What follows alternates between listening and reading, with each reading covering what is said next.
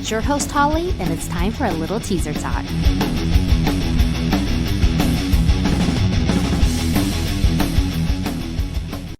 Louder Than Life, America's loudest festival returns to Louisville this September with Slayer, Deftones, Avenged Sevenfold, Bring Me the Horizon, plus Sleep Token, Suicide Boys, Bad Omens, Rob Zombie, A Perfect Circle, Marilyn Manson, Evanescence, Knocked Loose, 3 Days Grace, Lamb of God, and so many more. Louder Than Life.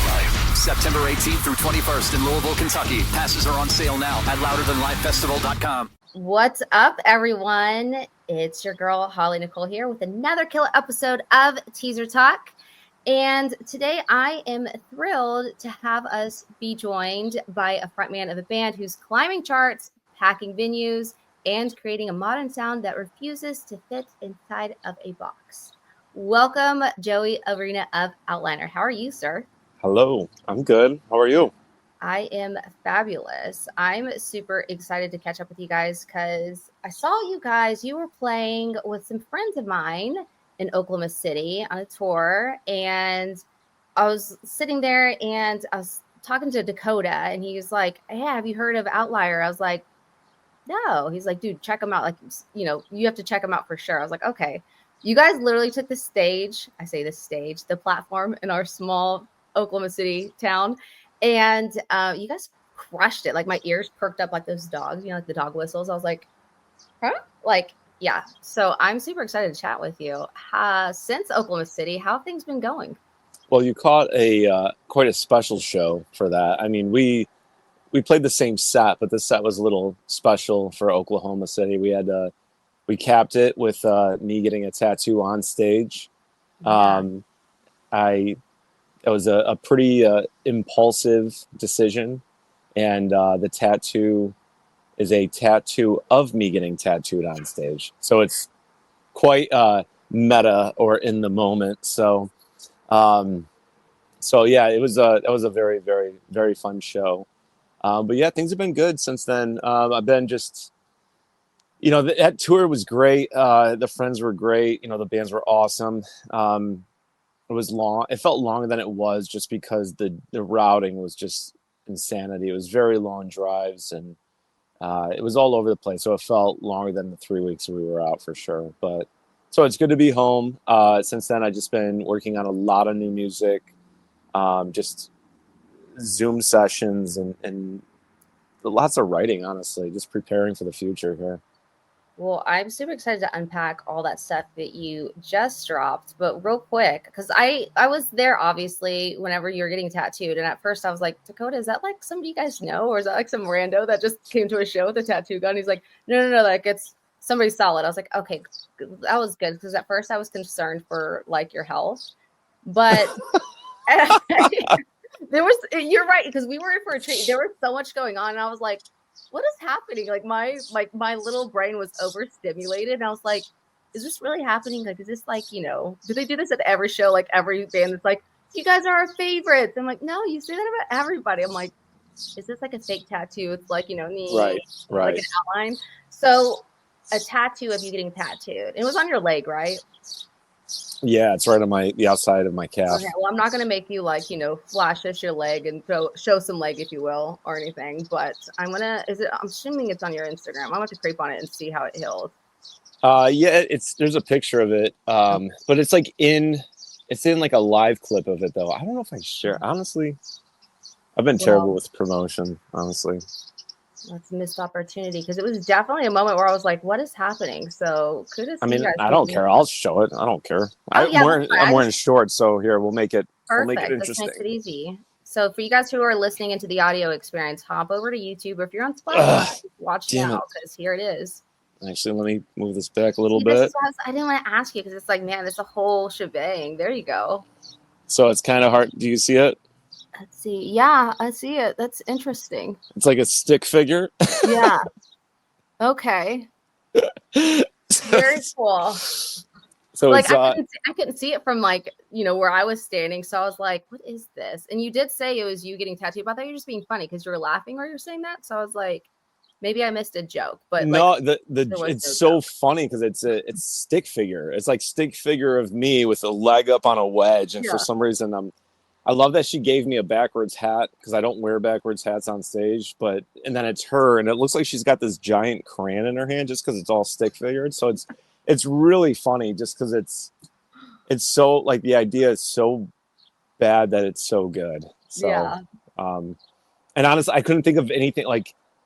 Darren, our tour manager, he brought out Dawn. So Dawn's the tattoo artist. She's a sweetheart, and Yeah. she I mean, I played it off on stage. Like, I'm like, what the hell are you guys doing up here? So the crowd probably is like, what's happening right now?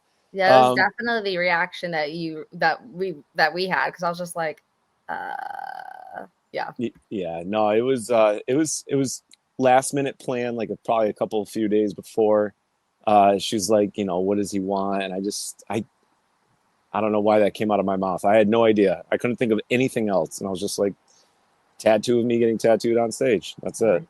I'm here for it. That's awesome. Well, I'm glad I finally got to see it because I was really like curiosity for real was in mode for sure. But anyways, okay, enough about your fabulous tattoo that you received in Paradise, Oklahoma City. Let's go back to what you were just talking about. So you guys, I love your sound because your sound has like a real range in it, if you will. It's like a chaos. It's a chaotic, but it's also, I don't know. How would you describe your sound to people who haven't heard you guys yet? Man, I'm like terrible with that because I don't really do the whole subgenre game. I just try to go for like the average radio listener. I just say like we're a rock and metal band. So if you're anything, Okay, well, you're definitely, I'll just stop you there because you're definitely discrediting yourself there because you guys have a unique sound. Just as I said in the opening, like you guys don't fit inside of a box. So I guess it's not fair for me to say, what? So you don't fit inside a box. If you were to fit inside a box, what box would it be? But you guys have a unique sound. So I'm curious though, because when it comes to, especially now that you're in this creation mode, how do you guys come up with such a unique sound that's obviously different, but it perks people's ears up whenever they hear you guys live? So I do, I write on the spot, honestly. I kind of just go, when I go into the studio, if I'm writing from scratch, I'll go 100% based on like whatever emotion I'm feeling that day. And I'm like, okay, I want to like, lean into this a little bit more. And I want to, and it's funny because you say chaotic. So it's like, oh, are you a ball of chaos? But it's like, I want our songs to be interesting. I try to put a lot of time to focus in almost every single part, kind of make every part almost special in its own way. But it's really, I don't know, like there's times where I just want to write the ultimate like FU song. I have probably a lot of anger in me from like my youth, and I'm like, I just got to let it out. But then I have songs that I've been writing about lately, like probably the worst relationship in my entire life. And I never wrote songs like that before. So I wanted to make sure that the music felt like the music was able to speak for itself alongside the lyrics. So you can feel it when you listen to it as well. So I believe a lot of, for me, at least, if I write something lyrically, the music has to carry the mood with it. It's got to match, or I feel like you're not hitting all the vibes. So, but yeah, I try to keep it interesting. So like, if you say chaos, I mean, I got to make our choruses. It's got to be a good chorus. Our bridge, if we're going for a heavy bridge, it's got to be heavy. Like it can't be like this like in between thing. So I don't know. I am pretty bad at describing it, which is really funny. It's really just like spontaneous, honestly. Well, I would say that you guys do a great job of balancing it like between melody and metal. Like it's just. If you guys are out there listening, you guys haven't heard them, like, don't listen to it right now because you guys got to listen to the rest of this episode. But listen to it after we get done talking because you guys definitely, like I said, my ears stood up like a German Shepherd. Like, I was like, huh? Like, who's this? So very, very cool. So I know obviously you guys are not brand new to this space. I personally recently discovered you guys, but you guys aren't like, it's not your first rodeo. If you were to sum up Outlier's musical, I said Outliers like possession, not like multiple. Gotcha. Inside joke for those who didn't catch the chatter between or before recording. Anyways, if you were to sum up your musical journey in one word, what would you say and why? One word, would be, God, I don't know. Speechless. I would say,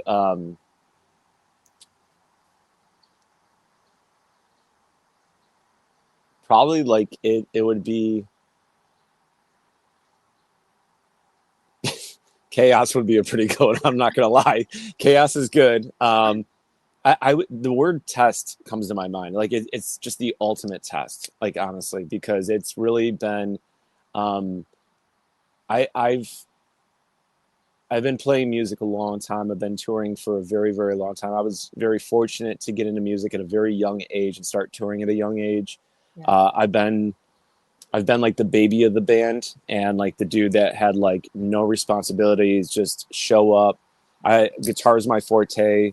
So I started off just touring as a guitar player in bands, and like all my bandmates were older than me. And I was the dude that was all about the party and having a good time on the road. And like, where's Joey? That was like the joke. And I was just always running off in the world and just very in the moment. But as I got older and signed a bunch of bad record contracts along the way, I really tried to smarten up and focus on the business part of it all.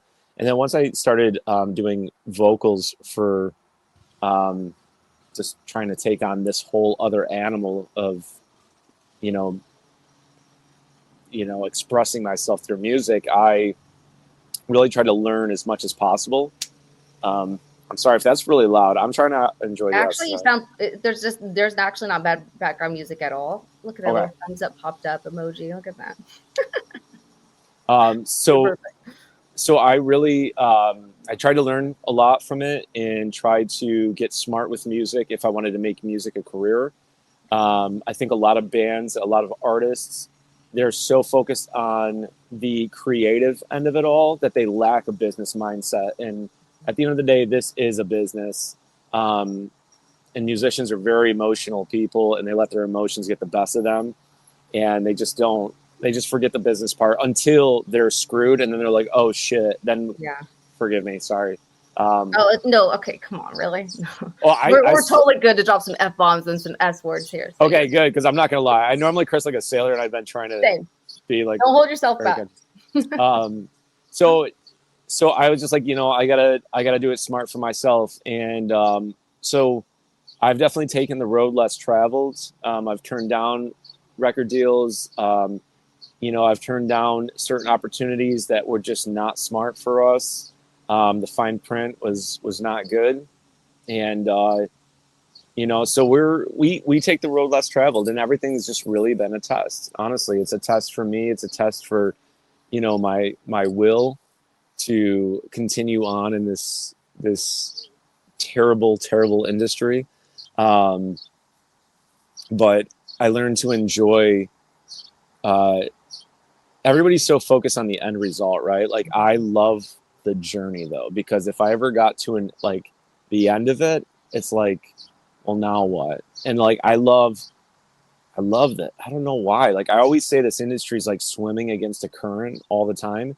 And for some reason, like I love that because it's really a make or break type of thing. And that's why you see guys like bands lose members all the time. And it doesn't matter how big of a band it is. Like some guys just eventually tap out. And I don't know. I just don't think I'll ever tap out. I've been tested time and time again. So honestly, test really comes to mind, and that's why. Dang, that's awesome. I told you I wasn't gonna get all Diane Sawyer, but here we are. No, I love it. You get me going, and I'll tell you stories. No, I'll that's dive awesome, into it. though. Yeah, like so. Speaking of your journey, you guys have had some major support, including SiriusXM, Octane. How's that kind of exposure shifted your journey or your strategy when it comes to your business? Oh man, the first and foremost, shout out to Vinny and Jose and Shannon Guns and there's a new crew there. Well, newer since when we first were, since we first started being played on there. So like, Katie and Jesse and all them, like, so shout out to all of them. Truly appreciate all of their support and love since the beginning.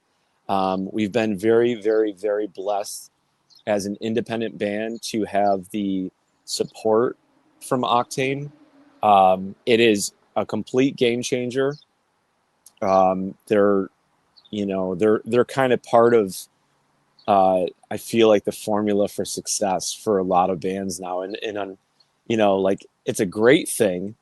But, you always, you that, like, it's just so important now and a part of it all. And you gotta almost, like, you want to continue to write for yourself, but a lot of these bands are writing these formulaic songs to kind of like dive into there, and not to really, like, forgive me.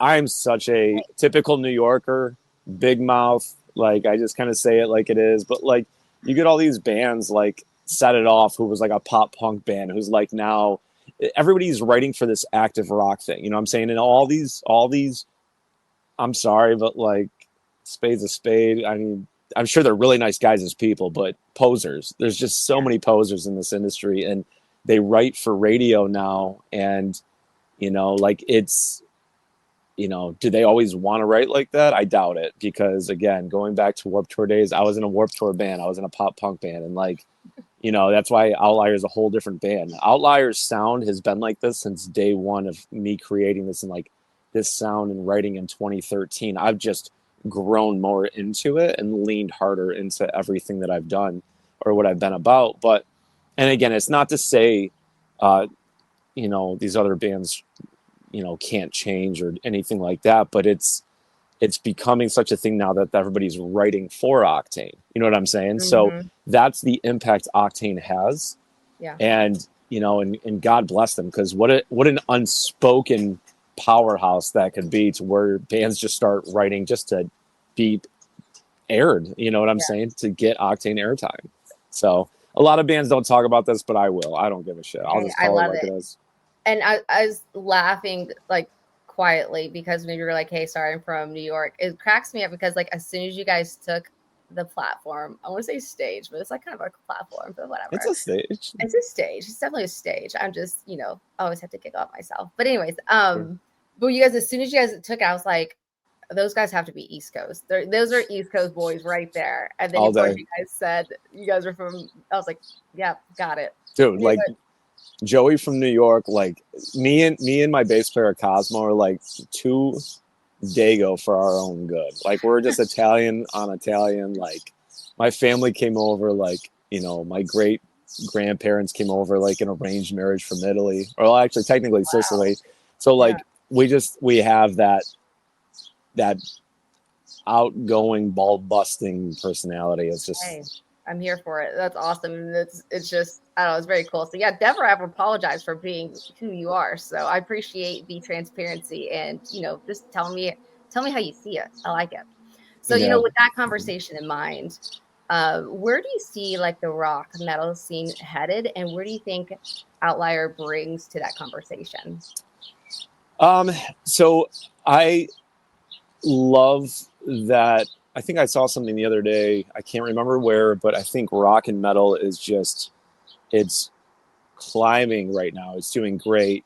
Bands, like Bring Me and Sleep Token and Motionless and Ice Nine, and all these bands are, like, they're paving such a strong way right now in what they're doing. And I'm super, whether I like them or not is all subjective. You know what I'm saying? I don't have to like the band, but I can appreciate what they're doing. And a lot of these bands are just being their authentic selves, and that's pushing, even Ghost, like, I like Ghost. I know Ghost kind of gets ragged on, like, all the magazines and stuff like that, like the comments. I love reading people shit talking. I think it's so entertaining and hysterical, even if it like were to pertain to me. It's just so funny. Like, people get so worked up over things, and it's like, I don't know why I'm like this. I am such a, like, poke the bear type of person. I just am like don't leave me in a room with like the nuclear button, because I'm gonna go, oh, what's that button? Oh, what would it What's do? the one that What says would it don't do? push? I kind of want to, yeah, like that. I'm that. Yeah, don't leave me in that room. I'm not a good person with that. So, Yeah. so I love seeing people get so riled up over things, and I don't care. Like, I'm so unfazed by a lot. I have very, very, very thick skin. But I appreciate, again, it's not about liking the bands or not liking the bands. I really genuinely appreciate what they're doing for the scene. I've always paid attention to the pop and hip hop scene as far as like the business thing and how they move, because they stay so relevant and they stay on top of it, as far as like genres competing. And it's because they're always collaborating. They're always pulling each other up. Granted, pop is very, very manufactured compared to the hip hop scene. But like, I grew up on like, underground hip hop mixtapes, and everybody was like collabing and featuring and pulling each other up. And I think that now rock and metal has finally gotten to a place of accepting that. And I've been wanting to do that for years. So like, again, because of where I saw it with these other genres, but like, it's helping the rock and metal scene instead of like, but rock and metal musicians are so elitist. They're so gatekeeping, and they try to like, if I bring this person on, they may outshine me or whatever. And I don't want to, like, everybody feels that one other person's success dulls their ability to shine. And I think that's like, people got to remove that ego. They got to really work on their ego. Dude, I'm so glad you said that, because I've always thought that too. I'm like, because I'm, similar. I feel like we're one and the same, but from different parts of the country, clearly.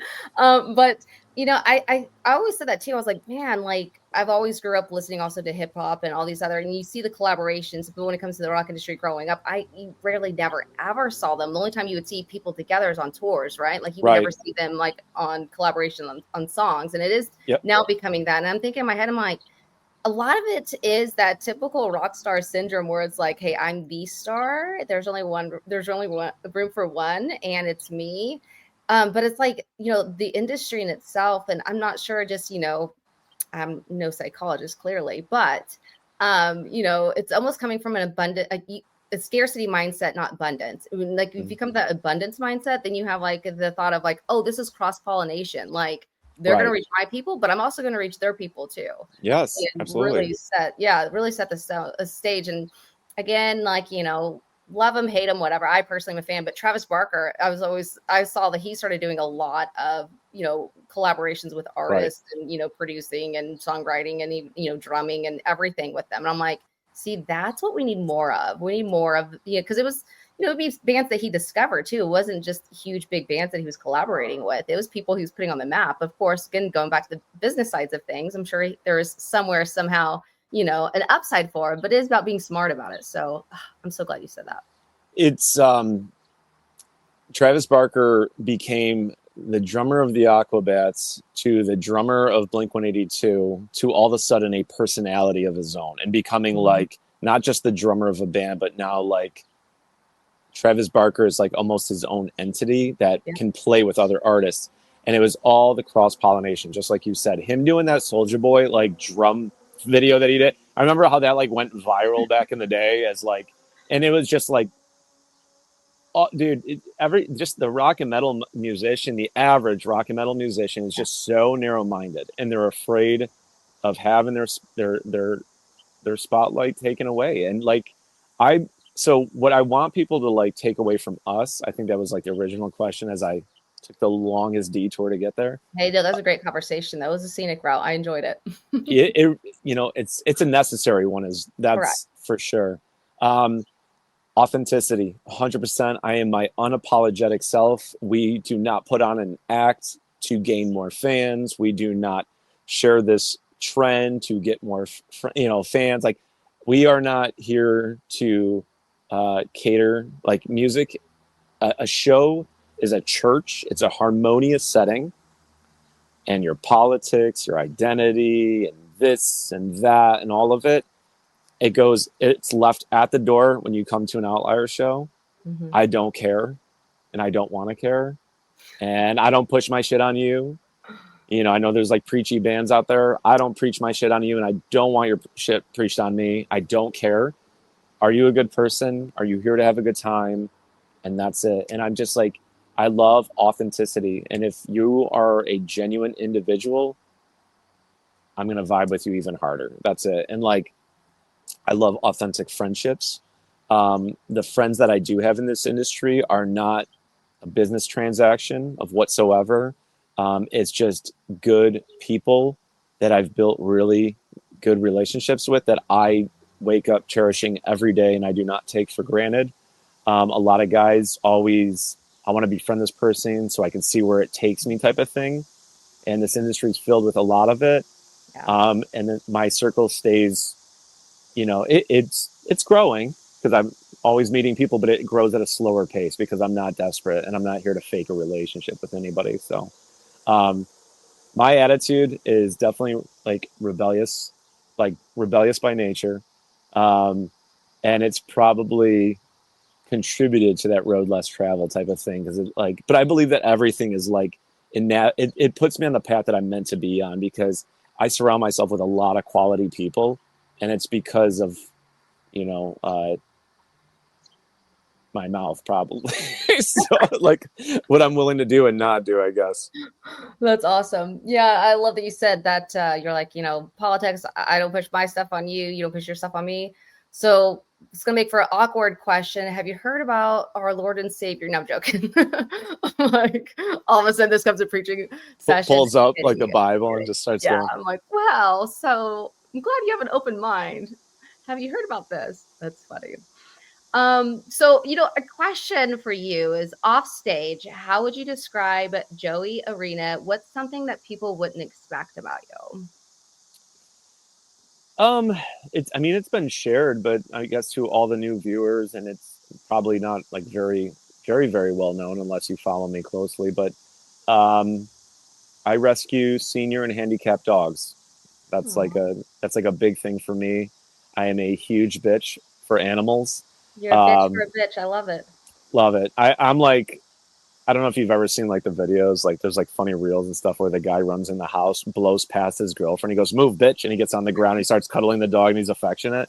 I'm like that person. Like, I'm not a very affectionate person, unfortunately, in my relationships until like, the trust is there and Yeah. I could feel comfortable letting my guard down. That's a whole topic for another day. But like for my dog though, I'm like on the ground. I'm like, "Oh, just love me." And I'm like holding, like, let him lick my face. Like I'm such a sucker for animals. But yeah, I'm charitable to rescues. I give uh, food, money. I donate at my practice space.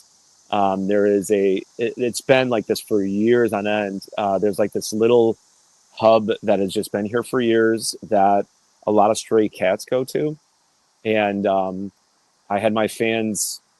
It was an old woman that took care of them, and I had not seen her for years. And I have just been ordering food for them for like a better part of a year now and feeding them and taking care of them. I got a couple of them trapped, trapped and released type of stuff, but they went to like, cat sanctuaries or cat rescues. Then if they did well around other cats, they were rehomed. So out of all of them that would go there, only 2 of them wanted to go back to the streets, which happens. Hey, Sometimes, some more sometimes they're for the streets. sometimes they're so feral they just don't want to go anywhere. Did you? I feel like I missed a good joke. What'd you say? Oh no, I just said, hey, it's just some people are there for the streets. Oh yeah, they're right, made for exactly. They can handle it. But yeah, so I just with animals, I give a lot of myself. So Yeah. that's a thing. That's super cool. One thing I had learned, and that's also kudos to you. Like that's, obviously helping animals in general is just like, man, that's awesome. But then like the senior, like that's definitely like a, I don't say demographic, but the age range of animals that are most definitely overlooked because people don't want an old dog, right? Or whatever. Yeah. So people will just kind of do that. So that's really cool that you do that. One thing I had learned through podcasting is, oh my gosh, it was years ago, but I had interviewed Jarrell from Hollywood Undead, and he's a big passionate animal lover as well. And I remember we were talking about cats. Like my friend had a bunch of stray cats around her house, and like when she moved in, the owner was like, "Oh, you have to feed these cats. Like you live, there's one condition, like the one condition of you like taking ownership is you have to feed these cats. And she's like most definitely a dog person. But I'm like, I feel like I'm Snow White. I'm over here like, come here, like trying to get him over here. And I remember I was talking to him about it. He's like, the first thing he asked me was like, is their ears clipped? I'm like, what the hell does that mean? Like, and I'm thinking in my head, like, what? So like, that was a cool thing to know too, is like, yeah, trap them and then spay, neuter, and then clip the top of their ear. And that's how you know if they're fixed or not. So a little pro tip for those who are also out there that didn't know that I didn't know. Little fun fact. So that's awesome. Yeah. So Joey, if you could go back and give advice to Joey on day one of Outlier, what would you say?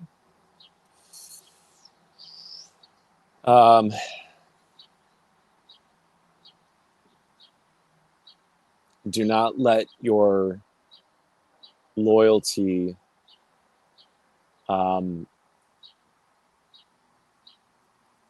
steer you. So that this is like setting up for a weird one right here, but it would really be to accept that my loyalty can remain, even though I can cut some people off at the same time. I have kept people around longer than they should have been, bandmates, team members, managers, agents, all that stuff. Because I'm very loyal to a fault, like by nature, and anything. I'll give anybody the shirt off my back. And unfortunately, that comes at a cost, and it slows me down in a lot of ways, like looking back at it all. I could have removed people, but I want to see the good in everybody, and I want to have this come up story with my original team, and you were there in the beginning type of thing. And like, unfortunately, there's people that